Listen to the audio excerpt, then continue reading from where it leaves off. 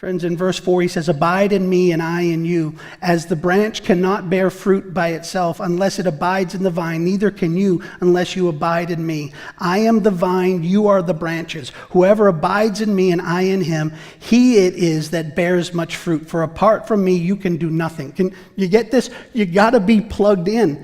You've got to be plugged into the source.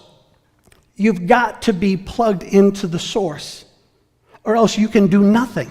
Nothing. Now, he says this, and some of us, if we're honest, we're going to say, well, nothing. I mean, that's a pretty strong word, right? I mean, what do you do with Gandhi? Here's an example, right? What do you do with Gandhi? Gandhi, who does a lot of good without any claim to the God of all goodness. Well, I mean, what do you do with him, right? What do you do with the bad people that do good things? How do you make sense of this?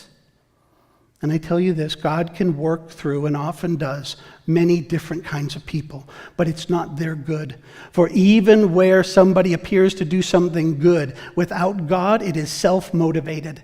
There is a core problem where Christ is missing, even if it looks or feels good. There is no good without God, period. No matter what it looks like. I hope you understand this. When Jesus says you can do nothing unless you're in him, best you can do is change your habits. Only God can change your heart. Best you can ever do is change your habits. Only God can change your heart. That's what he's saying here. I tell you this because it's also important to recognize if somebody says, well, I'm in church, I'm connected to the power source. Friends, here's a great example. Okay, I've got a power strip, right? Oh, let's call this a church. I'm connected, and I'm connected to the power source, right? Problem is, I'm connected, but I'm not plugged in. Oh, on a technicality, am I connected? I absolutely am connected.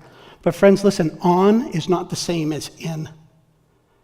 And your connection has to be pure. It has to be God-centered. This is not enough. You must be plugged in. As a believer, you cannot be simply one who is a church-in. You must be a Christian.